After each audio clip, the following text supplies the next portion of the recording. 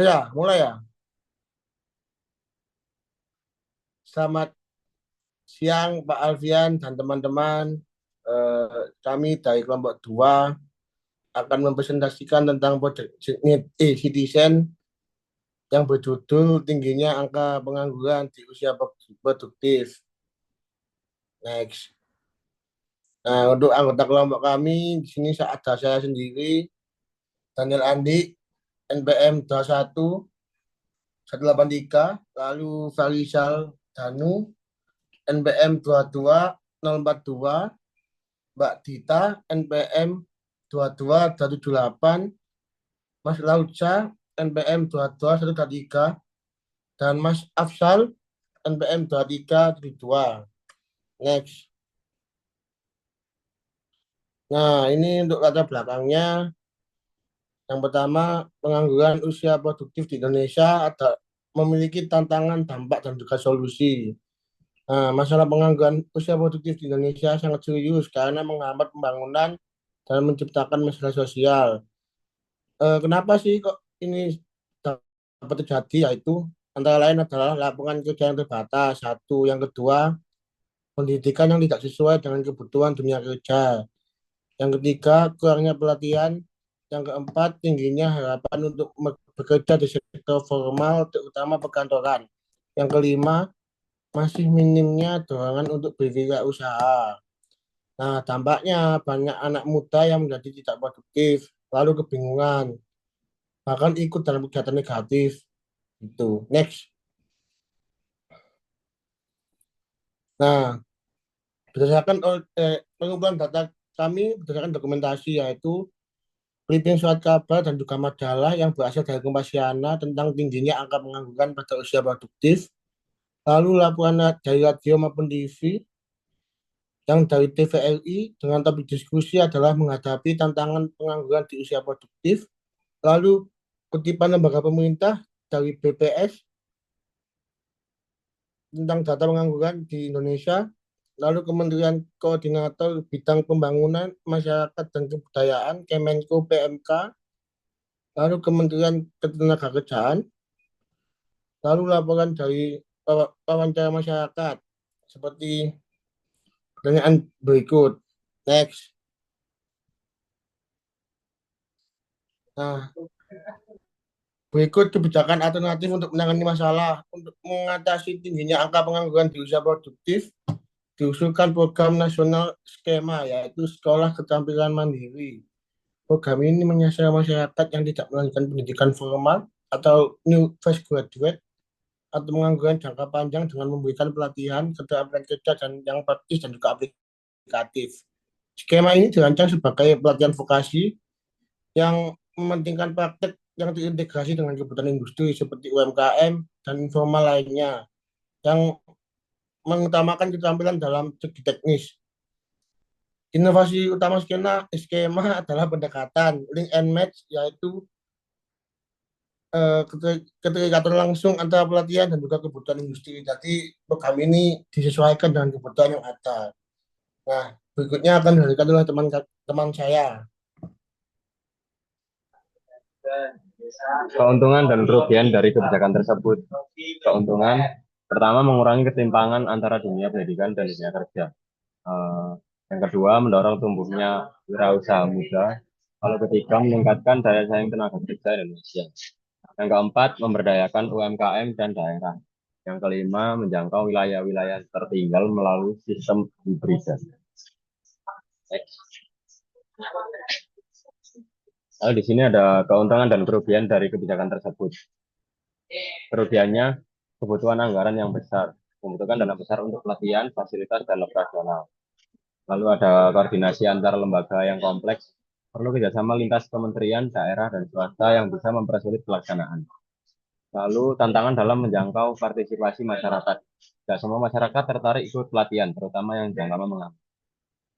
Evaluasi dan monitoring jangka panjang, sulit menilai dampak keberhasilan tanpa sistem monitoring dan database yang baik.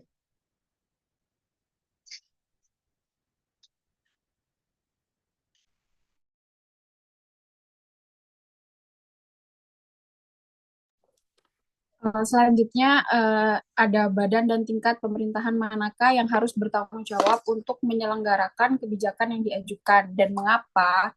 Yang pertama ada Kementerian Ketenagakerjaan, yaitu program skema perlu dipimpin oleh Kementerian Ketenagakerjaan atau Kemenaker sebagai lembaga utama yang memiliki kewenangan dalam penyelenggaraan pelatihan kerja, penyaluran tenaga kerja, serta kebijakan ketenagakerjaan nasional. Kemenaker dapat menyusun standar pelatihan nasional, mengatur kurikulum, dan mengelola anggaran serta distribusi program ke berbagai wilayah. Penting dalam menyelaraskan kebijakan pendidikan nonformal dan lokasi dengan program skema, serta menyediakan lembaga pelatihan pengajar dan modul pembelajaran. Next. Yang selanjutnya adalah badan dan tingkat pemerintahan manakah yang harus bertanggung jawab untuk menyelenggarakan kebijakan yang diajukan dan mengapa? Yaitu pemerintahan daerah, provinsi, dan kabupaten atau kota. Pemerintahan daerah terutama melalui Dinas Tenaga Kerja, Dinas Pendidikan, dan Dinas Koperasi atau UMKM. Bertanggung jawab atas pelaksanaan teknis di lapangan, mereka memiliki data lokal yang lebih akurat mengenai jumlah pengangguran, jenis pelatihan yang dibutuhkan, serta potensi kerja sama dengan sektor usaha lokal. Keterlibatan pemerintah daerah juga penting untuk memastikan bahwa program ini terdistribusi merata dan sesuai dengan kebutuhan lokal, baik di perkotaan maupun pedesaan. Next. Selanjutnya, kekuatan kelembagaan dalam kebijakan ketenagakerjaan. A. Kementerian dan lembaga teknis.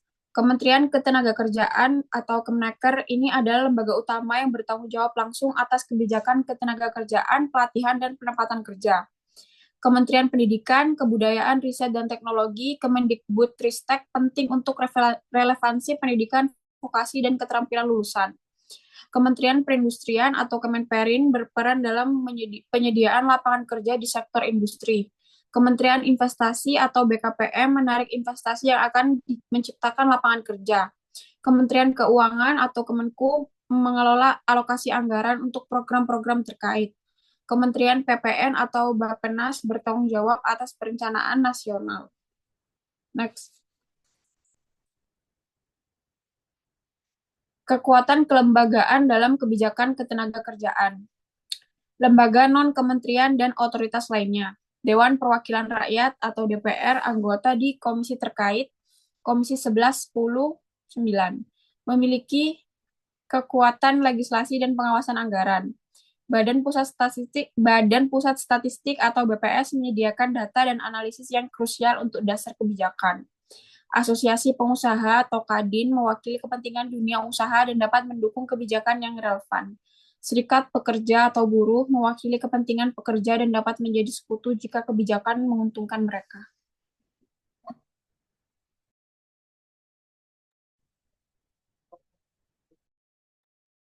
Selanjutnya, kekuatan kelembagaan dalam kebijakan ketenagakerjaan.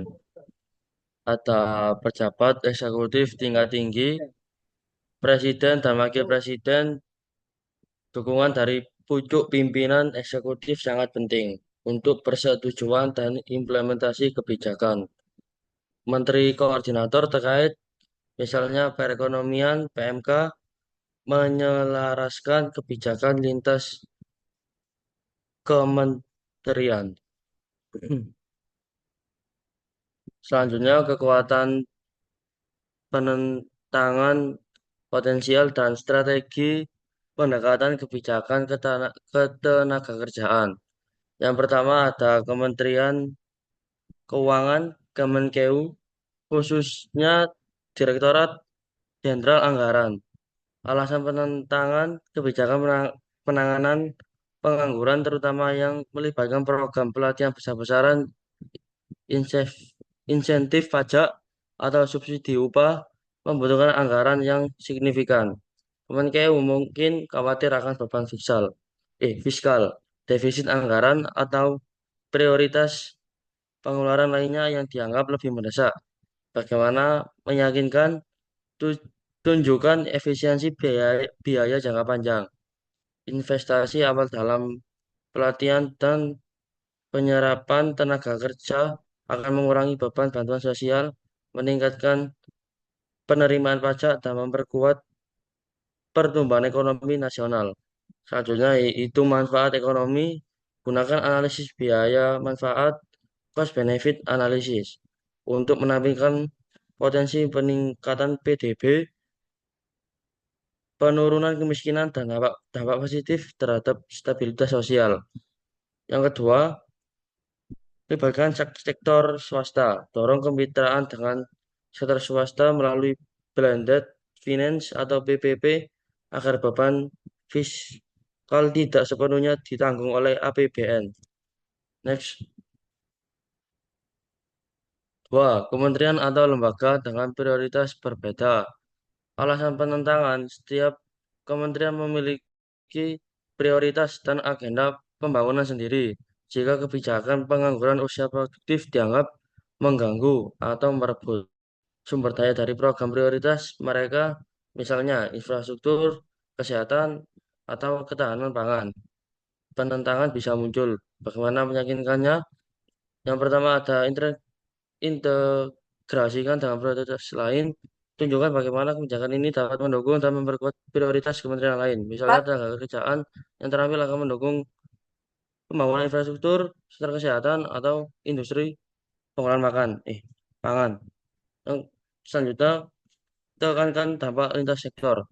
Jelaskan bahwa pengangguran adalah masalah lintas sektor yang mempengaruhi stabilitas sosial, kesehatan masyarakat, dan daya beli. Mengatasi pengangguran akan menciptakan lingkungan yang lebih kondusif untuk semua sektor.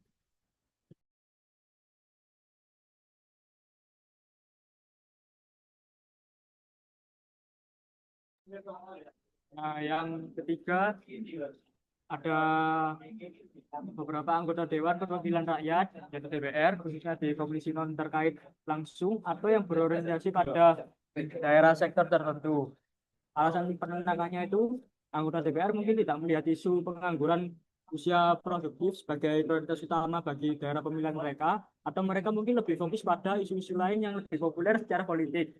Mereka juga bisa menentang jika kebijakan dianggap tidak merata atau tidak adil. Nah, bagaimana meyakinkannya?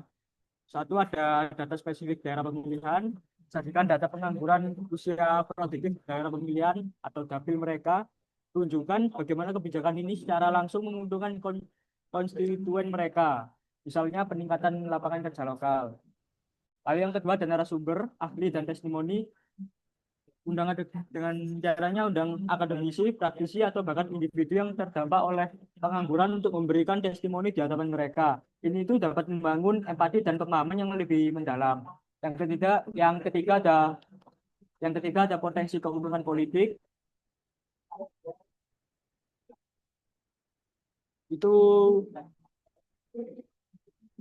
Itu jelaskan bahwa mendukung kebijakan yang mengurangi pengangguran dapat meningkatkan citra positif dan dukungan politik dari masyarakat. Nah, untuk yang keempat, beberapa elemen dari sektor swasta atau asosiasi industri tertentu. Alasan penentangannya meskipun secara umum sektor swasta mendukung penciptaan lapangan kerja, beberapa mungkin menentang jika kebijakan tersebut dianggap membebani mereka. Misalnya, kenaikan upah minimum yang drastis, regulasi tenaga kerjaan yang kaku, atau persyaratan pelatihan yang memberatkan. Nah, bagaimana meyakinkannya? Satu, fokus pada manfaat jangka panjang bagi bisnis. Tunjukkan bagaimana kebijakan ini akan menghasilkan tenaga kerja yang lebih terampil, produktif, loyal, yang pada akhirnya akan meningkatkan daya saing dan juga keuntungan perusahaan. Dua, fleksibilitas dan insentif. Usulkan insentif bagi perusahaan yang berpartisipasi dalam program penyerapan tenaga kerja muda. Pastikan regulasi yang diusulkan fleksibel dan memberatkan bisnis. Tiga, ada potensi keuntungan politik. Ajak perwakilan sektor swasta untuk berpartisipasi dalam perancangan kebijakan agar masukan mereka dipertimbangkan dan kebijakan lebih realistis serta aplikatif. Nah, untuk kesimpulannya sendiri, tingginya angka pengangguran di usia produktif di Indonesia adalah masalah serius karena berdampak langsung pada pembangunan dan stabilitas sosial. Untuk mengatasinya sendiri, dibutuhkan kebijakan alternatif seperti program skema yang fokus pada pelatihan keterampilan praktis sesuai kebutuhan industri. Program ini juga mendorong kewirausahaan dan pemberdayaan UMKM. Agar berjalan lebih efektif, program harus melibatkan pemerintah pusat, daerah, dan berbagai pihak lainnya secara terintegrasi. Nah, ini buat sumber-sumber informasinya. Lalu, yes, itu kesekian tanpa kasih, cukup sekian dan terima kasih.